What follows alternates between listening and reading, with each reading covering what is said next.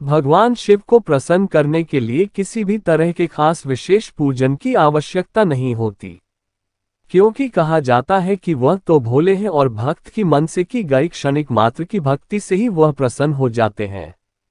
अगर आप भी शिव की भक्ति और कृपा पाने के लिए सावन के सोमवार का व्रत करते हैं तो इस कथा से भोलेनाथ को प्रसन्न कर सकते हैं।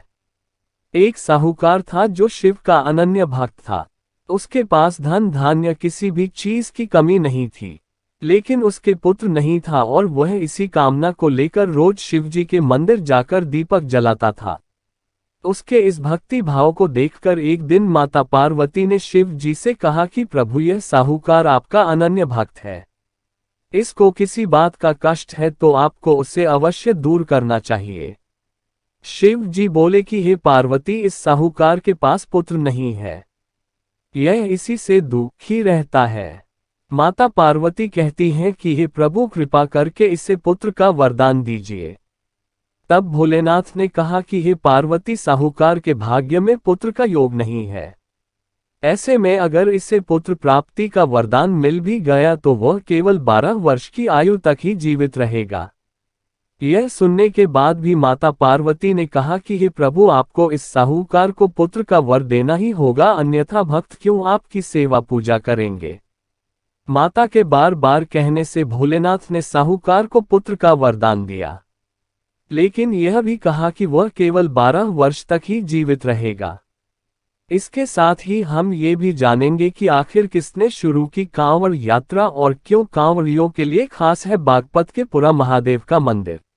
लेकिन इसे जानने से पहले स्वागत है आपका हमारे शिव भक्त ऑफिशियल चैनल में। तो अगर आपने अभी तक हमारे चैनल को सब्सक्राइब नहीं किया है तो जल्दी से कर ले और कमेंट में ओम नमः शिवाय लिख दे। तो चलिए आगे की कहानी आरंभ करते हैं। साहूकार यह सारी बातें सुन रहा था, इसलिए उसे न तो खुशी हुई और न ही दुख। वह पहले की ही तरह भोलेनाथ की पूजा अर्चना करता रहा। उधर सेठानी गर्भवती हुई और 9वें महीने उसे सुंदर से बालक की प्राप्ति हुई। परिवार में खूब हर्षोल्लास मनाया गया, लेकिन साहूकार पहले ही की तरह रहा और उसने बालक की 12 वर्ष की आयु का जिक्र किसी से भी नहीं किया। जब बालक 11 वर्ष की आयु हो गई तो एक दिन साहूकार की सेठानी से बालक के विवाह के लिए कहा। तो साहूकार ने कहा कि वह अभी बालक को पढ़ने के लिए काशी जी भेजेगा। इसके बाद उसने बालक के मामा जी को बुलाया और कहा कि इसे काशी पढ़ने के लिए ले जाओ और रास्ते में जिस भी स्थान पर रुकना वहां यज्ञ करते और ब्राह्मणों को भोजन कराते हुए आगे बढ़ना। उन्होंने भी इसी तरह करते हुए जा रहे थे कि रास्ते में एक राजकुमारी का विवाह था। जिससे उसका विवाह होना था वह एक आंख से काना था। तो उसके पिता ने जब अति सुंदर साहूकार के बेटे को देखा तो उनके मन में आया कि क्यों न इसे ही घोड़ी पर बिठाकर शादी के सारे कार्य संपन्न करा लिए जाएं। तो उन्होंने मामा से बात की और कहा कि इसके बदले में वह ढेर सारा धन देंगे, तो वह भी राजी हो गए। इसके बाद साहूकार का बेटा विवाह की बेदी पर बैठा और जब विवाह कार्य संपन्न हो गए तो जाने से पहले उसने राजकुमारी की चुंदरी के पल्ले पर लिखा कि तेरा विवाह तो मेरे साथ हुआ, लेकिन जिस राजकुमार के साथ भेजेंगे वह तो एक आंख का काना है। इसके बाद वह अपने मामा के साथ काशी के लिए चला गया। उधर जब राजकुमार ने अपनी चुनरी पर यह लिखा हुआ पाया तो उसने राजकुमार के साथ जाने से मना कर दिया। तो राजा ने भी अपनी पुत्री को बारात के साथ विदा नहीं किया। बारात वापस लौट गई। उधर मामा और भांजे काशी जी पहुंच गए थे।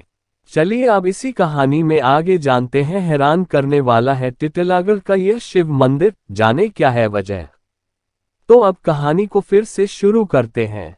एक दिन जब मामा ने यज्ञ रचा रखा था और भांजा बहुत देर तक बाहर नहीं आया तो मामा ने अंदर जाकर देखा तो भांजे के प्राण निकल चुके थे। वह बहुत परेशान हुए, लेकिन सोचा कि अभी रोना पीटना मचाया तो ब्राह्मण चले जाएंगे और यज्ञ का कार्य अधूरा रह जाएगा। जब यज्ञ संपन्न हुआ तो मामा ने रोना पीटना शुरू किया। उसी समय शिव पार्वती उधर से जा रहे थे तो माता पार्वती ने शिव से कहा कि हे प्रभु, कौन रो रहा है इतना। तभी उन्हें पता चलता है कि यह तो भोलेनाथ के आशीर्वाद से जन्मा साहूकार का पुत्र है। तो वह कहती है कि हे स्वामी, इसे जीवित कर दे, अन्यथा इसके माता पिता के रोते रोते प्राण निकल जाएंगे। तब भोलेनाथ ने कहा कि हे पार्वती, इसकी आयु इतनी ही थी, सो वह भोग चुका। लेकिन मां के बार बार आग्रह करने पर भोलेनाथ ने उसे जीवित कर दिया। लड़का ओम नमः शिवाय करते हुए जी उठा और मामा भांजे दोनों ने ईश्वर को धन्यवाद दिया और अपनी नगरी की ओर लौटे। रास्ते में वही नगर पड़ा और राजकुमारी ने उन्हें पहचान लिया। तब राजा ने राजकुमारी को साहूकार के बेटे के साथ बहुत सारे धन धान्य के साथ विदा किया।